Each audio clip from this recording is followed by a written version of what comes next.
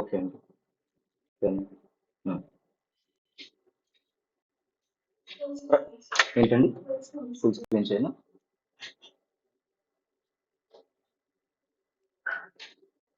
Okay అండి. Demand increase అయితే price ఏమవుతుందండి? ఏంటండి? డిక్రీజ్. ప్రైస్ ఇంక్రీజ్ అయితే డిమాండ్ ఏమవుతుంది? డిక్రీజ్ అవుతుంది. ఒక నిమిషం.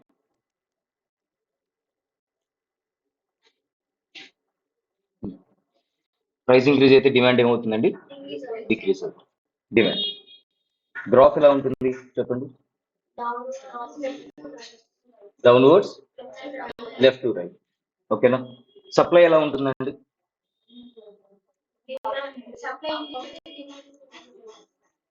ఏంటండి? ప్రైస్ ఇంక్రీజ్ అయింది. ప్రైస్ ఇంక్రీజ్ అయితే సప్లై ఎలా ఉంటుంది చెప్పండి? సప్లై ఎలా ఉంటుంది? ఇంక్రీజ్ చేస్తాను సప్లైయర్ పాయింట్ ఆఫ్ వ్యూ. అవునా? అంతే కదా? సో దీని గ్రాఫ్ ఎలా ఉంటుందండి? Upward, left to right. ఓకేనా? సో సెల్లర్ ఏమనుకుంటాడండి? ఎప్పుడు ఏమనుకుంటూ ఉంటాడు? ఎక్కువ ప్రైస్ ఉండాలి అనుకుంటూ ఉంటాడు. అంతేనా? అంతే కదండి. అండ్ బయర్ ఏమనుకుంటూ ఉంటాడండి? తక్కువ ప్రైస్ ఉండాలి అనుకుంటూ ఉంటాడు. వీళ్ళిద్దరూ ఒక ప్రైస్ దగ్గర స్టిక్ అవ్వాలి. ఎలా అండి? నేను ఒక ప్రోడక్ట్ ని పర్చేస్ చేస్తున్నాను. మనం ఎవరైనా ఒక ప్రోడక్ట్ కొంటున్నాము అంటే ఆ ప్రోడక్ట్ ఏమవ్వాలి?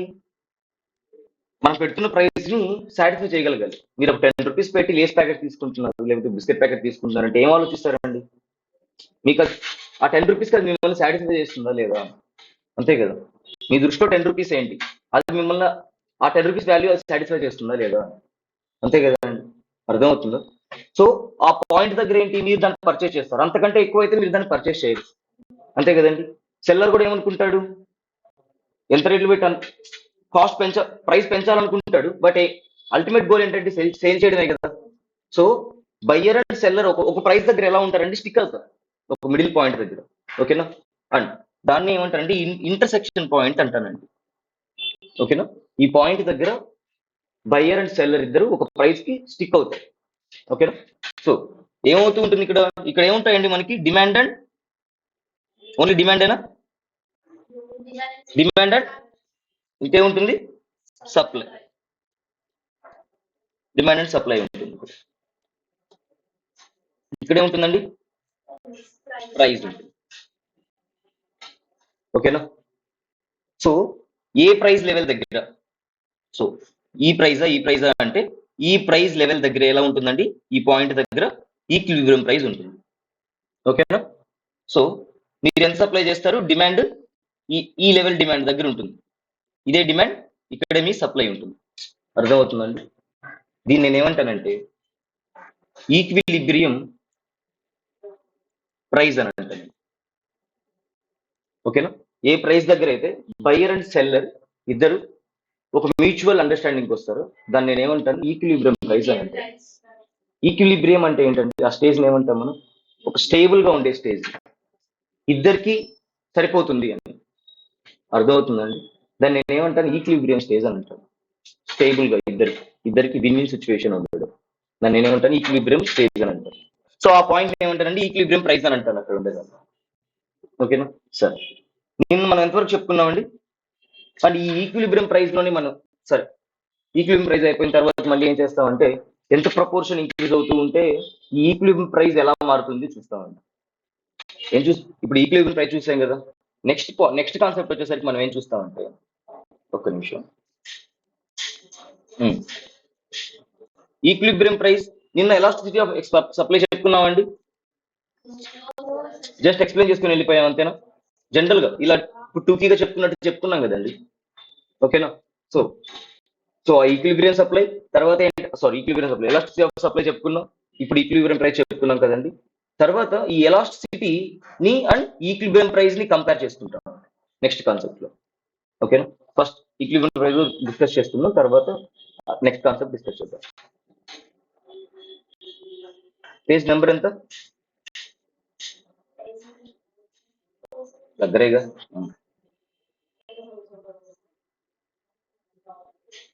దాటిస్తాను.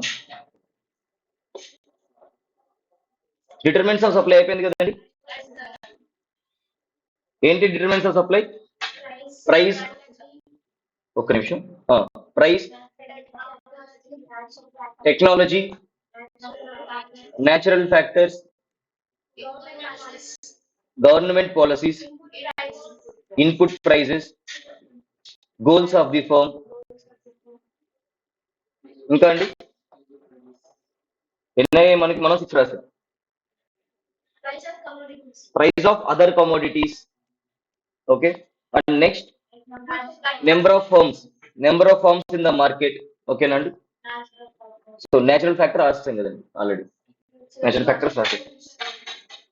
Future prices, expectation about future prices. Sir elasticity of supply same demand లానే అండి. ప్రైస్ ఇంక్రీజ్ అవ్వట్లేదు, ప్రైస్ కాన్స్టెంట్ గా ఉంది. అసలు ఫస్ట్ ఎలాస్టిసిటీ ఆఫ్ సప్లై ఏం చెప్తుందండి? ఎంత ప్రపోర్షన్ ఆఫ్ ప్రైస్ ఇంక్రీజ్ అయితే ఓకేనా మన సప్లైలో ఎంత చేంజ్ వస్తుంది, చేంజ్ లో ఎంత సప్లై, ప్రైస్ లో ఎంత చేంజ్ ఉంటే దాన్ని బేస్ చేసుకుని సప్లైలో ఎంత చేంజ్ ఉంటుంది అని చెప్తున్నాను. ఓకేనా. సరే, ఇప్పుడు ప్రైస్ అసలు ఏం చేంజ్ అవ్వలేదండి, కాన్స్టెంట్ గా ఉంది. ఓకేనా. సప్లై చేంజ్ అవుతుంది, ఏదో పాజిటివ్ ఆర్ నెగిటివ్. ఓకేనా. ఈ పాయింట్ నేను ఏమంటాను? పర్ఫెక్ట్లీ ఎలాస్టిక్ సప్లై అని అంటాను. ఓకేనా. Same demand law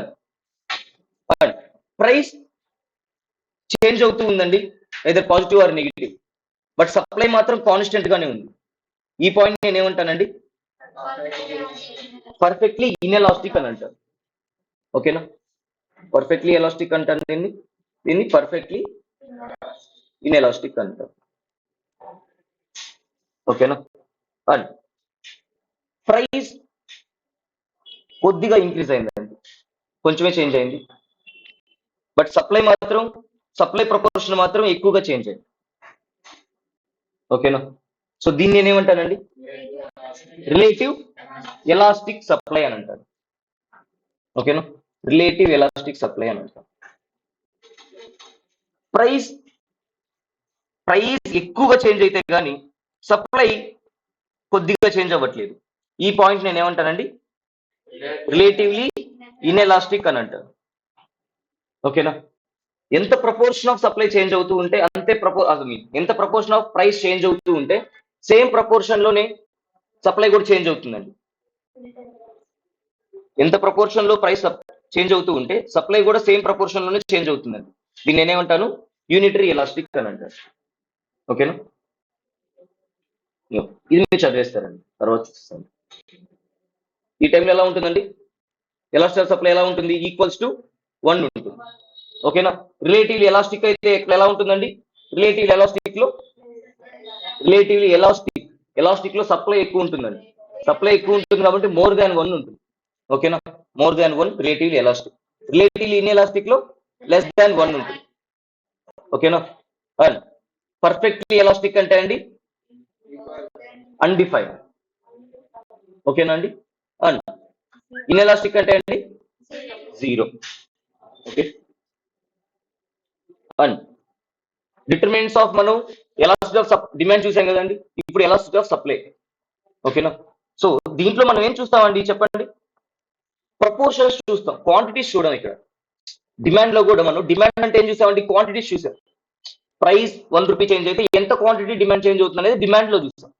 but elastic of demand లో ఎలా చూస్తాం మనం? ఎంత పర్సంటేజ్ ప్రైస్ చేంజ్ అవుతూ ఉంటే ఎంత పర్సంటేజ్ క్వాంటిటీ చేంజ్ అవుతుందని చూస్తాం. అది ఎలాస్టిక్ గా మారుతుంది. ఓకేనా. సో డిటర్మినెంట్స్ కూడా తేడా చేంజ్ అవుతుందండి అప్పుడు. అర్థమవుతుందా? సో చూడండి, first nature of commodities. First one nature of commodities. ఎలా నేచర్ ఆఫ్ కమోడిటీస్ అనేది సప్లై మీద, ఎలాస్టిక్ ఆఫ్ సప్లై మీద ఇన్ఫ్లుయెన్స్ చూస్తుంది చెప్పండి, ఎఫెక్ట్ చేస్తుంది. ఇది ఫస్ట్ మనకి డ్యూరబిలిటీ చెప్తున్నాడు. ఓకేనా. ఎగ్జాంపుల్ చెప్తాను చూడండి. ఎక్కువ డ్యూరబుల్ అండి, అంటే పెరిషబుల్ అవ్వట్లేదు, వెంటనే చెడిపోవట్లేదు, ఎక్కువ డ్యూరబుల్ గా ఉంది. ఓకేనా. సో ప్రైస్ కొద్దిగానే చేంజ్ అయిందండి. ఓకేనా. డ్యూరబిలిటీ ఉంటుంది. నేను ఇప్పుడు తయారు చేసినా కూడా ఏం అవుతుంది, ఇప్పుడు సప్లై చేసినా కూడా ఏమవుతుంది, 2 years వరకు ఉంది ఎక్స్పైరీ డేట్, ఎప్పుడైనా సేల్ అవుతుంది. కొద్దిగా ప్రైస్ డిక్రీజ్ అయిందండి, కొద్దిగా ప్రైస్ ఇంక్రీజ్ అయింది. సో నేను ఏం చేస్తానండి? సప్లైని ఎక్కువగా సప్లై చేస్తాను డ్యూరబిలిటీ ఉంటే. డ్యూరబిలిటీ తక్కువ ఉందండి, కొంచెమే ప్రైస్ ఇంక్రీజ్ అయింది. ఇప్పుడు నేను ఏం చేస్తాను, తక్కువ సప్లై చేస్తాను. ఎందుకని? డిమాండ్ ప్రైస్ ఇంక్రీజ్ అయింది అంటే ఏం చేస్తానండి, జనరల్ గా సప్లై ఇంక్రీజ్ చేస్తాను, కానీ డిమాండ్ అనేది కొంచెం తగ్గుతుంది కదండి ప్రైస్ ఇంక్రీజ్ అయినప్పుడు. సో తక్కువగా సేల్ అవుతూ ఉంటాయి. సో పెరిషబుల్ కూడా ఇప్పుడు ఏం చేస్తానండి నేను, వెంటనే చెడిపోతాయి. పెరిషబుల్ అయితే ఎక్స్పైరీ డేట్ ఎక్కువ ఉన్నప్పుడు ఏం చేస్తాను, ప్రైస్ ఇంక్రీజ్ అయింది కాబట్టి ఎక్కువగానే సప్లై చేస్తూ ఉంటాను. అర్థమవుతుందా? పెరిషబుల్ అయితే డ్యూరబిలిటీ తక్కువగా ఉంటే ఏం చేస్తానండి నేను, తక్కువ గూడ్స్ సప్లై చేస్తూ ఉంటాను. టైం ఫ్యాక్టర్ ఉంది కాబట్టి అక్కడ. ఆ డ్యూరబిలిటీలో ఫస్ట్ వన్ టైం ఫ్యాక్టర్. ఓకేనా? ఎక్కువ టైం. ఓకేనా? ఇన్ ద లాంగ్ రన్ అంటున్నాడు. డ్యూరబిలిటీ అంటే ఎక్కువ టైం పీరియడ్ ఉందండి, 2 years ఎక్స్పైరీ డేట్ ఉంది. సో నేనేం చేయొచ్చు, ఇప్పుడే నేనేం చేయొచ్చు అండి, సప్లై చేసేయచ్చు. 2 years లోపల ఎప్పుడైనా అది సేల్ అవుతుంది. ఓకేనా? అలా కాకుండా షార్ట్ పీరియడ్ ఉందండి, తక్కువ టైమే ఉంది, అప్పుడు ఏం చేస్తాను నేను, తక్కువగా సప్లై చేస్తాను, ఎక్కువ సప్లై చేయను. And next availability of facilities. మనం ఆల్రెడీ ఎక్కడ చూసామండి, ఇది డిటర్మినెంట్స్ ఆఫ్ సప్లైలో చూసాం, టెక్నాలజీ అని. టెక్నాలజీ అంటే ఏంటండి, ఫెసిలిటీస్ ఎక్కువ అవ్వడం, టెక్నాలజీ ఇంక్రీజ్ అవ్వడం అంటే. సో ఏమవుతుందండి, ఇప్పుడు నేను కొద్దిగా ప్రైస్ ఇంక్రీజ్ చేశాను, ప్రైస్ ఇంక్రీజ్ అయిందండి. ఓకేనా? ప్రైస్ ఇంక్రీజ్ అయినప్పుడు అవైలబిలిటీ ఉన్నది, ఫెసిలిటీస్ ఎక్కువ ఉన్నాయండి, అప్పుడు నేను ఏం చేస్తానండి, ఫెసిలిటీస్ ఎక్కువ ఉన్నప్పుడు ఎక్కువగా సప్లై చేస్తాను. ఓకేనా? ఇక్కడ కూడా ఎలా ఉంటుందండి, ఎలాస్టిక్ సప్లై ఎలా ఉంటుంది, మోర్ దెన్ 1 గా ఉంటుంది. ఓకేనా? ఎప్పుడు అవైలబిలిటీ ఎక్కువ ఉన్నప్పుడు. ఓకేనా? కాస్ట్ ఆఫ్ ప్రొడక్షన్ తగ్గుతుందండి, అప్పుడు నేను ఏం చేస్తాను, ఎక్కువ సప్లై చేస్తాను, అప్పుడు ఎక్కువ ప్రొడ్యూస్ చేసుకుంటాను. కాస్ట్ ఆఫ్ సప్లై అంటే నేను టమోటా పికెల్లా మాట్లాడుతున్నాను. ఇప్పుడు నా కాస్ట్ ఆఫ్ టమోటాస్ తగ్గిపోతే ఏం చేస్తానండి, నేను ఎక్కువ టమోటా చట్నీ చేసుకుంటాను ఫస్ట్. అర్థమైందా? నా కాస్ట్ ఆఫ్ ప్రొడక్షన్ ఎక్కువ అయింది అనుకోండి, అప్పుడు నేనేం చేస్తాను, నా సప్లై తగ్గించుకుంటాను ఆ పీరియడ్. అర్థమవుతుందా? So cost of production increase అయింది అనుకోండి, నా ఎలాస్టిక్ సప్లై ఎలా ఉంటుంది, లెస్ దాన్ 1 గా ఉంటుంది. అంతే కదండి. కాస్ట్ ఆఫ్ ప్రొడక్షన్ పెరిగితే నేను సప్లై తక్కువ చేస్తాను. సో తక్కువ చేస్తున్నాను అంటే మీనింగ్ ఏంటండి, ప్రపోర్షన్ తగ్గుతున్నట్టు. అప్పుడు ఎలా ఉంటుందండి, ఎలక్ట్రికల్ సప్లై ఎలా ఉంటుంది, లెస్ దాన్ 1 గా ఉంటుంది. And nature of inputs. ఇప్పుడు నేచర్ ఆఫ్ ఇన్పుట్స్ అంటే మీ ఇన్పుట్స్ రేర్ గా కాకుండా ఎక్కువగా దొరుకుతున్నాయండి. ఇన్పుట్స్ ఈజీగా దొరుకుతున్నప్పుడు నేను ఏం చేస్తానండి, ఎక్కువ ప్రొడ్యూస్ చేసి సప్లై చేయగలను. అర్థమవుతుందా? అలా కాకుండా ఇన్పుట్స్ సరిగ్గా దొరకట్లేదండి, అప్పుడు నేను ఏం చేయలేను, సప్లై ఎక్కువ చేయలేను. అర్థమవుతుందా? అది కూడా ఏంటి, నేచర్ ఆఫ్ ఇన్పుట్స్ అండి. ఓకేనా? అలా కాదు, ఇంకొకలా చెప్పొచ్చు, మీ కమోడిటీకి సప్లైకి మార్కెట్. ఓకే, పర్లేదు. ఇప్పుడు మార్కెట్ కండిషన్స్ అండి. ఇప్పుడు మార్కెట్ కండిషన్స్ ఎంత అనుకున్నా మీ డిమాండ్ కొంతవరకే ఉందండి. ఓకేనా? సో మీకు మార్కెట్ లేకపోతే ఏమవుతుందండి, మీ సప్లై కూడా ఎలా ఉంటుంది, తక్కువగానే ఉంటుంది. మీకు మార్కెట్ ఎక్కువ ఉందనుకోండి, మీ సప్లై ఎలా ఉంటుంది, ఎక్కువగా ఉంటుంది. And risk taking. ఇప్పుడు చూడండి, ఇప్పుడు డిమాండ్ మీది 10,000 ఉందండి, 10,000 యూనిట్స్ కంటే మీరు ఎక్కువ డిమాండ్ మీది లేదు. ఓకేనా? బట్ కొన్ని ఫీచర్స్ ని యాడ్ చేసి, మీ ప్రొడక్ట్ కి సమ్ ఫీచర్స్ యాడ్ చేసి మీరు ట్రై చేస్తే 15,000 యూనిట్స్ ని సేల్ చేయగలరు. మీ ప్రొడక్ట్ ని లిటిల్ చేంజెస్ చేస్తే, ఏమైనా ఆల్టరేషన్స్ చేసి సేల్ చేస్తే 15,000 చేయగలరు. డౌట్ అంతే. ఓకేనా? మీరు ఇప్పుడు రిస్క్ తీసుకున్నారనుకోండి, అప్పుడు ఏమవుతుంది, మార్కెట్ లోకి సప్లై ఎక్కువ అవుతుంది. ఎందుకని, 15,000 యూనిట్స్ వస్తాయి మార్కెట్ లో, మీరు రిస్క్ తీసుకోలేదండి. ఓకేనా? ఏమో తెలీదు, సేల్ అవ్వకపోతే ఎక్స్ట్రా అడిషనల్ కాస్ట్ అనవసరంగా వేస్ట్ అయిపోతుంది కదా. సో అప్పుడు ఏమవుతుంది, బ్రాండ్ వాల్యూ పోతుంది, ఇలా అంతా ఫీల్ అయ్యి మీరు రిస్క్ తీసుకోలేదండి, అప్పుడు మీ సప్లై ఏమవుతుంది, తగ్గిపోతుంది. ఓకేనా? ప్రైస్ ఇంక్రీజ్ అయ్యాయండి, ప్రైస్ ఇంక్రీజ్ అయినా కూడా 10,000 కంటే ఎక్కువ సేల్ అవ్వట్లేదు డిమాండ్ మీద. ఓకేనా? అర్థమవుతుందా? సో మీరు రిస్క్ తీసుకుంటే ఏమవుతుందండి, సప్లై ఎక్కువ అవుతుంది. ఓకేనా? సో మీరు రిస్క్ తీసుకుంటే ఎలా ఉంటుందండి, ఎలాస్టిసిటీ ఎలా ఉంటుంది, రిలేటివ్లీ ఎలాస్టిక్ ఉంటుంది, మోర్ దాన్ 1 ఉంటుంది. మీరు రిస్క్ తీసుకోకపోతే ఎలా ఉంటుందండి, సప్లై చేయలేరు కాబట్టి ఏముంటుంది, లెస్ దాన్ 1 గా ఉంటుంది. ఓకేనా?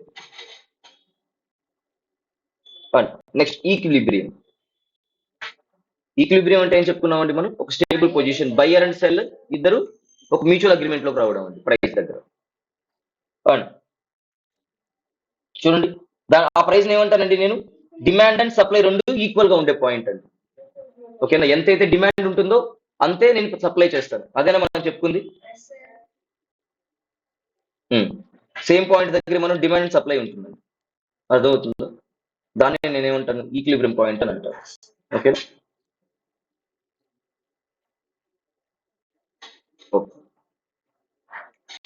Equilibrium refers to market situation where quantity demanded is equals to quantity supplied. ఓకేనా, and the intersection of demand and supply determines the equilibrium price. ఓకేనా అండి. At this price, a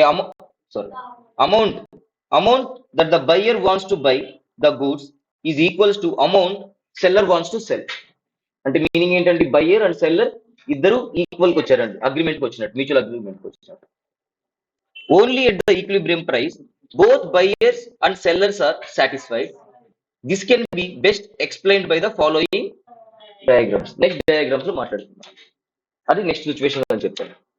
so ఇప్పుడు నేను ఎంత sale చేయగలగాలండి, ఎప్పుడైనా ఎంత సేల్ చేయగలను, equilibrium price sale చేయగలను.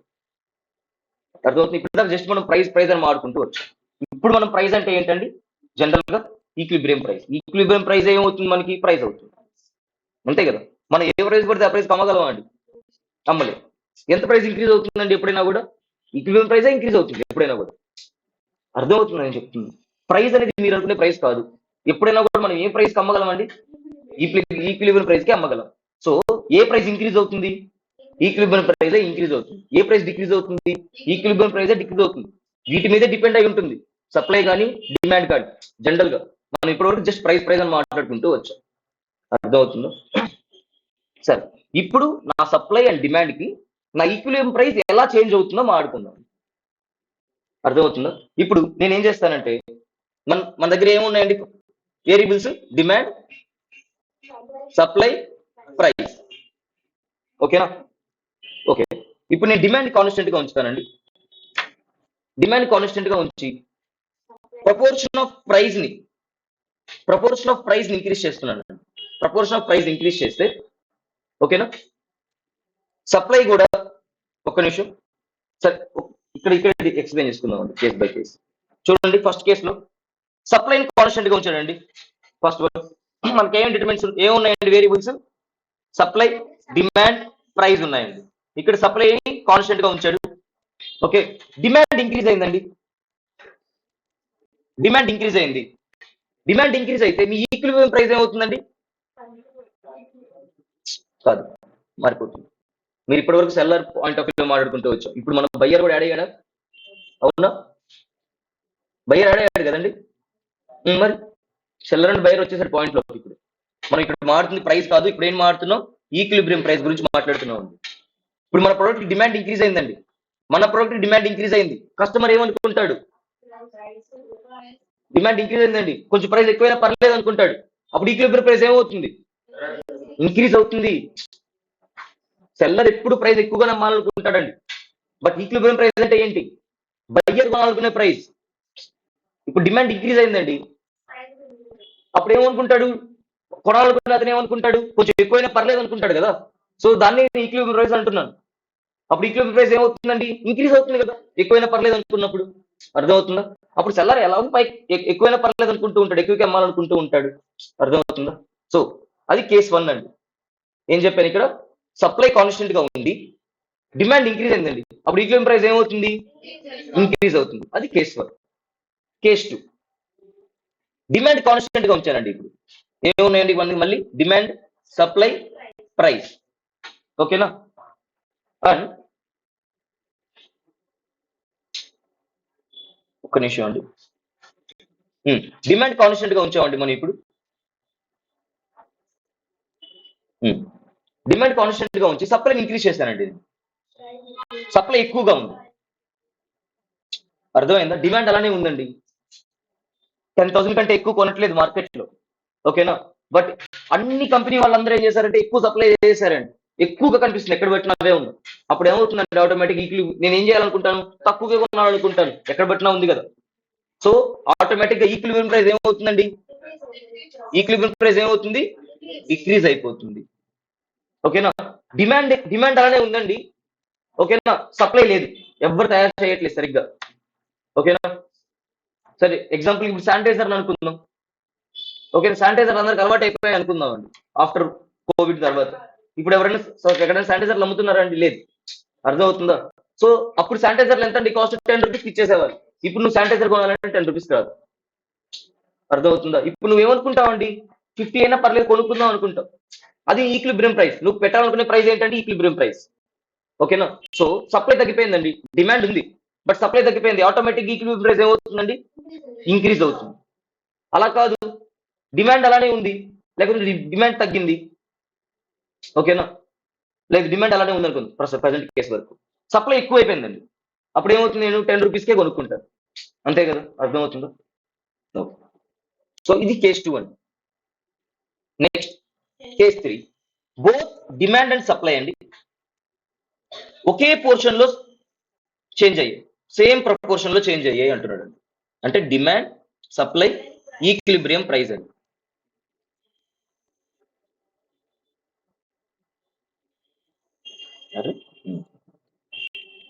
Okay, equilibrium price. ఇప్పుడు చూడండి, ఇది ఎంత చేంజ్ అయిందో, డిమాండ్ ఎంత చేంజ్ అయిందో సప్లై కూడా అంతే చేంజ్ అయిందండి. ఈక్విలిబ్రియం ప్రైస్ ఎలా ఉంటుందండి? కాన్స్టెంట్ గానే ఉంటుంది. డిమాండ్ డిక్రీజ్ అయింది, సప్లై కూడా డిక్రీజ్ చేస్తానండి, అప్పుడు ఏమవుతుంది? అయినా కూడా అప్పుడు కూడా కాన్స్టెంట్ గానే ఉంటుంది ఎనీ టైం. ఓకేనా, అది కేస్ 3 అండి. ఈక్విలిబ్రియం ప్రైస్ అంటే మీరు ఎక్కడ చూస్తున్నారండి? చూడండి, ఇప్పుడు నేను గ్రాఫ్ ఇస్తాను. ఓకేనా, ఇక్కడ పాయింట్ ఈక్విలిబ్రియం పాయింట్ అన్నాను. ఈక్విలిబ్రియం ప్రైస్ అంటే ఎక్కడండి? నా గ్రాఫ్ లో ఈక్విలిబ్రియం ప్రైస్ పాయింట్ ఎక్కడ ఉంటుంది చెప్పండి? ఇక్కడ ప్రైస్ అండి, ఇది ప్రైస్ లైన్ దగ్గర ఉంటుంది, ఇది పాయింట్, ఇది just equilibrium point. Equilibrium price ఎక్కడ ఉంటుంది? ఇక్కడ ఈ ప్లేస్ లో ఉంటుంది. అర్థమవుతుందో? ఒకసారి గ్రాఫ్లు కూడా ఇంతవరకు చూద్దాం, అర్థమవుతుంది. చూడండి, ఇది ప్రైస్ అండి, ప్రైస్ లైన్. ఓకేనా, దిస్ వన్ డిమాండ్. ఓకేనా, అండ్ నెక్స్ట్ ఏం జరిగిందండి? సప్లై ఏం చేశాను నేను? కాన్స్టెంట్ గా ఉంచాను. ఓకేనా, అండ్ సప్లై కాన్స్టెంట్ అండి. డిమాండ్ ఏం జరిగింది? ఇక్కడ క్యూ అండి, ఇది పి. ఓకే, నేను డిమాండ్ ఏం చేశాను? ఇంక్రీజ్ చేశాను. ఓకేనా, ఆటోమేటిక్ ఏం జరుగుతుందండి? ప్రైస్ అనేది డిక్రీజ్ అవుతుంది. ఓకేనా, మనం ఆల్రెడీ చేస్తున్నాం. అండ్ డిమాండ్ డిక్రీజ్ అయిందండి. సారీ, డిమాండ్ డిక్రీజ్ అయితే ప్రైస్ డిక్రీజ్ అవుతుంది. డిమాండ్ ఇంక్రీజ్ అయిందండి, అప్పుడు ప్రైస్ ఏమవుతుంది? ఇంక్రీజ్ అవుతుంది. ఓకేనా, అండ్ సప్లై ఎలా ఉందండి? ఎప్పుడు కాన్స్టెంట్ గానే ఉంది, సేమ్ గా అలానే ఉంది. సప్లై ఇంక్రీజ్ అవుతూనే ఉంది, అలానే ఇంక్రీజ్ అవుతుంది. అండ్ నెక్స్ట్ డిమాండ్ కాన్స్టెంట్ గా ఉంచడం అంటే ఏంటండి? డిమాండ్ లైన్ గీయడం. ఓకేనా, ఇప్పుడు ఏమవుతుంది? ఇది సప్లై అవుతుంది, ఇది ప్రైస్. ఓకేనా, సప్లై ఇప్పుడు సప్లై ఇంక్రీజ్ అయిందండి, ప్రైస్ ఏమవుతుంది? డిక్రీజ్ అవుతుంది. ఓకేనా, ఇది పాయింట్. ఓకేనా, ప్రైస్ ఇక్కడ ప్రైస్ చూడాలండి ఇప్పుడు. ఓకేనా, అండ్ నెక్స్ట్ సప్లై డిక్రీజ్ అయిపోయిందండి, ఉన్నదానికంటే సప్లై డిక్రీజ్ అయిపోయింది, అప్పుడు ప్రైస్ ఏమవుతుందండి? ఇంక్రీజ్ అవుతుంది. ప్రైస్ ఇంక్రీజ్ అవుతుంది. అర్థమవుతుంది?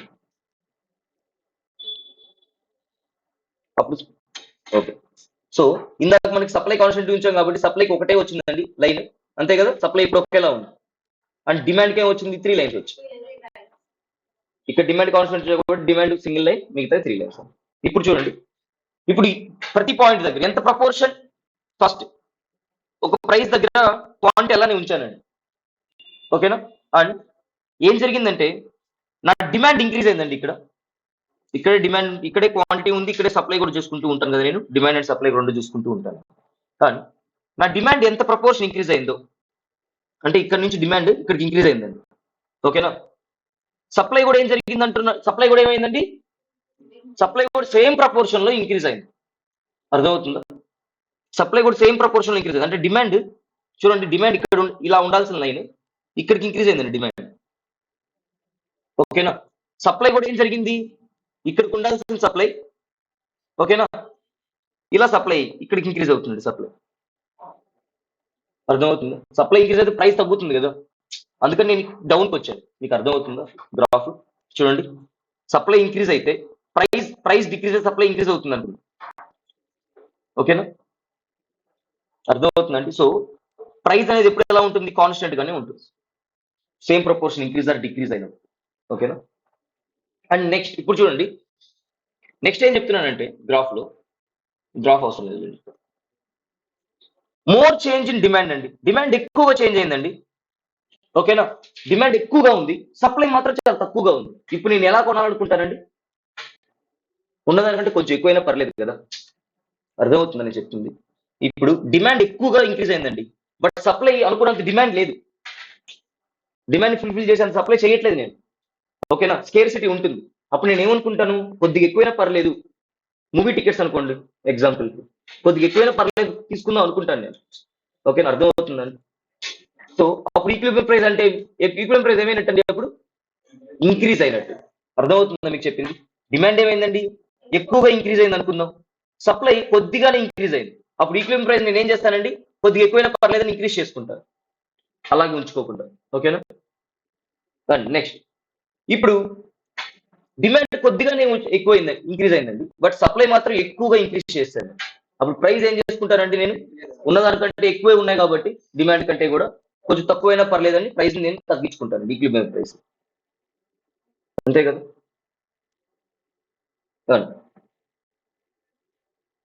నెక్స్ట్ పాయింట్, ఇప్పుడు డిమాండ్ ఈజ్ ఇంక్రీజ్ అండి. డిమాండ్ ఏమైందండి? ఇంక్రీజ్ అయింది. సప్లై ఏం జరిగింది? డిక్రీజ్ అయింది. ఇప్పుడు ఏం జరుగుతుందండి? డిమాండ్ ఎక్కువైంది, డిమాండ్ ఎక్కువైనప్పుడు సప్లై తగ్గించేశారండి బాగా. అప్పుడు ఏం జరుగుతుంది? ఈక్విలిబ్రియం ప్రైస్ ఈక్విలిబ్రియం ప్రైస్ ఏమవుతుందండి? ఇంక్రీజ్ అయిపోతుంది. ఓకేనా? అలా కాకుండా డిమాండ్ సప్లై ఎక్కువ అయిపోయిందండి. ఓకేనా? డిమాండ్ తగ్గిపోయింది. ఇప్పుడు ఏం జరుగుతుంది? ఈక్విలిబ్రియం ప్రైస్ డిక్రీజ్ అయిపోతుంది. ఓకేనా? ఇవి 6 కేస్ స్టడీస్ అండి. ఓకేనా? ఒకసారి చూడండి, చదవండి. ఇక్కడితో మీ డిమాండ్ అండ్ సప్లై అయిపోయింది. మీరు రివైజ్ చేయాలి. మీ మెటీరియల్లో 1.3 అని ఉందండి, ఏది స్టడీ మెటీరియల్, అది ఆ పోర్షన్ అయిపోయింది, demand and supply. Next cost of production చూస్తామండి. ఒకసారి చూడండి, మొత్తం రివైజ్ చేయండి.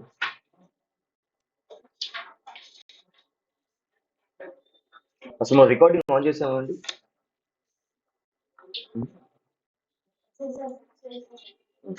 ఒకసారి రివైజ్ చేస్తూ ఉండండి.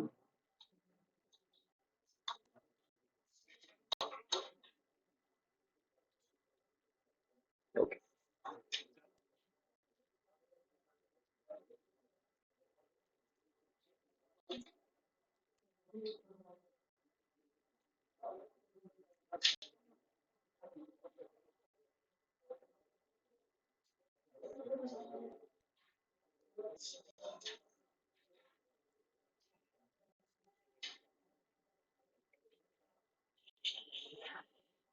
నార్మల్ ప్రైస్ కి ఈక్విలిబ్రియం ప్రైస్ కి డిఫరెన్స్ తెలిసిందా అండి?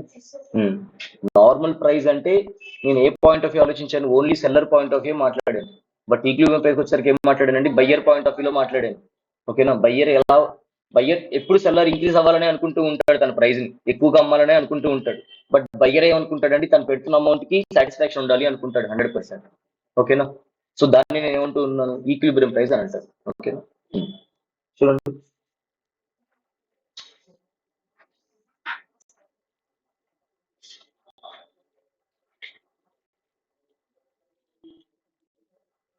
మీరు ఎన్ని క్లాసులు వింటున్నారండి ఇంటర్లో? సిఎంఏ ఇంటర్వ్యూ, సిఎంఏ ఇంటర్ ఏ క్లాస్ వింటున్నారు? గ్రూప్ 1 ఒకటి వింటున్నారా? ప్రస్తుతానికి ఆపేశారా?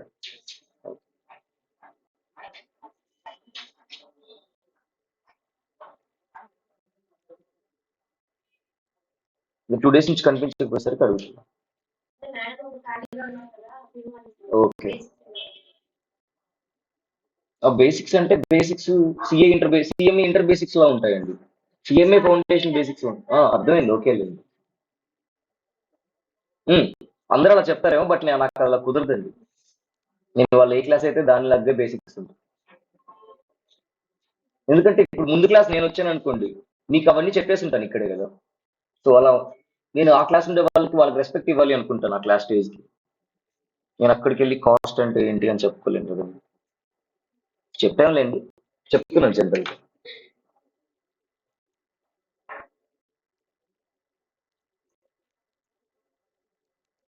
నేను ఒకసారి ఇలాగే సిఎంఏ ఫైనల్ వాళ్ళకి చెప్పేటప్పుడు అండి ఇలాంటి ఇష్యూలే జరిగాయి. ఏం జరిగిందంటే వాళ్ళు కరోనా బ్యాచ్ నుంచి బయటకు వచ్చేసారండి. ఓకేనా. కరోనా బ్యాచ్ నుంచి బయటకు వచ్చేసారు. ఓన్లీ ఆబ్జెక్టివ్స్ హోమ్ బేస్డ్ పెట్టుకున్నారు. పాస్ అయిపోయారు సిఎంఏ ఇంటర్, ఫైనల్కి ఎంటర్ అయిపోయారు. సో నాకు అవి తెలియదు, వాళ్ళు ఒప్పుకోవట్లేదు మాకేం రావు అని. సో నేను సిఎంఏ ఫైనల్కి వెళ్ళి టీచ్ చేస్తున్నాను కాస్ట్. నేను ఇప్పుడు వెళ్ళి కాస్ట్ అంటే ఏంటో చెప్పగలను అండి సిఎంఏ ఫైనల్ వాళ్ళకి. ఓకేనా. ఆపర్చునిటీ కాస్ట్ అంటే ఏంటి ఇవన్నీ నేను చెప్పలేను కదా వాళ్ళకి. వేరియబుల్ కాస్టింగ్, ఫిక్స్డ్ కాస్టింగ్ ఇవన్నీ చెప్పలేను కదా. సో చాలా వాళ్ళు ఏం అర్థమయ్యేది కాదండి. సో హాఫ్ క్లాస్ చాలా అర్థమయ్యేది. ఓకేనా. ఎవరైతే ఈ సిఎంఏలో హోమ్ సెంటర్ పెట్టుకొని పాస్ అయిపోయి అలా చదవకుండా జస్ట్ అలా పాస్ అయిపోయి ఉంటారు కదా, వాళ్ళు చాలా ఇష్యూ ఫేస్ చేస్తారు అప్పుడు. ఇప్పుడు లేదులేండి హోమ్ బేస్ ఎక్కడుంది. అప్పుడంతా చాలా చిటీలు జరిగిపోయాయండి, చాలా కాపీలు జరిగాయి. సమ్ ఎంతండి 60% పాస్ పర్సెంటేజ్ ఆ ఇయర్లో. 65-70 రాసిన అందరూ పాస్ అయిపోయారు. అంటే సెంటర్ బేస్ పెట్టుకున్న వాళ్ళు ఫెయిల్ అయ్యారండి, హోమ్ బేస్ పెట్టుకున్న అందరూ పాస్ అయిపోయారు. నాకు తెలిసిన వాళ్ళు కూడా అబ్బాయికి అసలు సబ్జెక్ట్ పేర్లు కూడా తెలియదు, 8 సబ్జెక్ట్ పాస్ అయిపోయారు. ఆ టైంలో అలా ఉంటుంది. దానివల్ల యూజ్ ఉండదండి. ఏముంటుంది, తర్వాత ఫైనల్ చదవాలి కదా. ఎక్కడికి వెళ్ళినా చదివి సర్టిఫికేట్తో జాబ్ ఇయ్యారు కదండి, మీరు చేసే వర్క్తో. సరే, శాలరీ ఇవ్వరు కదా జాబ్ ఇచ్చిన, మీరు చేసే వర్క్తో ఇస్తారు శాలరీ. వర్క్ రాకుండా కుదరదు. చదవండి చదవండి చదవండి.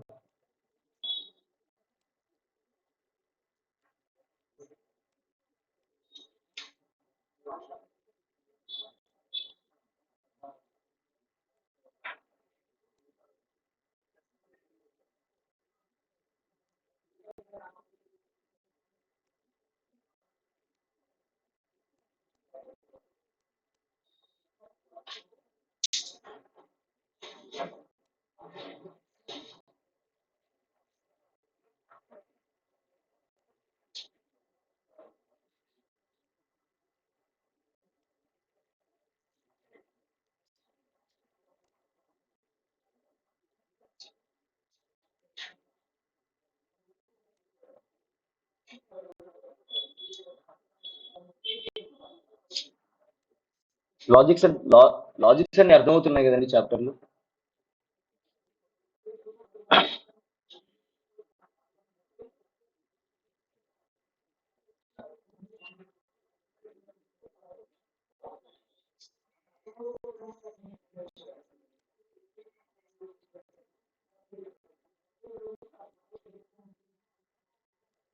టోటల్ అంతా ఆబ్జెక్టివ్సేగా. నెగిటివ్ మార్కింగ్ అండి ఉండదు కదా. ఉమ్. ఆ,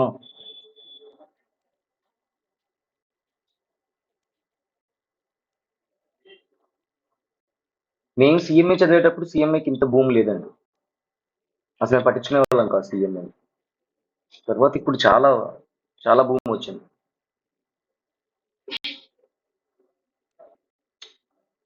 ఎగ్జామ్స్ ఉన్న అసలు రాసే వాళ్ళం కూడా కాదు, అలా ఉండేది. తర్వాత ఇప్పుడు అర్థమవుతుంది ఇబ్బంది. అలా అప్పుడు కొంచెం కేర్ తీసుకోవాల్సింది. తర్వాత ఎలాగోలా రాసానులేండి. ఫౌండేషన్ ఎలా జరిగిందంటే నెక్స్ట్ డే ఎగ్జామ్ అయితే ఈ రోజు నైట్ నాకు చెప్పారండి రేపు ఎగ్జామ్ అని. ఆ, కాకపోతే అప్పటికే ఐపీసీసీలో ఉన్నాను కాబట్టి ఓకే. సిఏ సిపిటి అయిపోయింది, అప్పుడు అన్ని ఆబ్జెక్టివ్స్ ఏనండి. CA CPT objective. నేను రాసేటప్పుడు సబ్జెక్ట్ వైజ్ కూడా కాదు, హోల్ గా మనకి 100 వస్తే సరిపోతుంది. 200 కండి ఎగ్జామ్. 200కి ఎగ్జామ్. సో టోటల్ గా మనకి 100 మార్క్స్ వస్తే సరిపోతుంది. అలా 50-50కి marks. Accounts 50 marks and law 50కి ఉండేదండి. Economics 50 marks, mathematics 25, statistics 25. So హోల్గా మొత్తం మీద మనకు 100 వస్తే సరిపోతుంది. సో బీకామ్ నుంచి వచ్చే వాళ్ళు ఏం చేసేవాళ్ళు అంటే అప్పుడు డైరెక్ట్ ఎంట్రీ ఇంకా స్టార్ట్ అవ్వలేదు, అప్పుడే స్టార్ట్ అవ్వబోతుంది.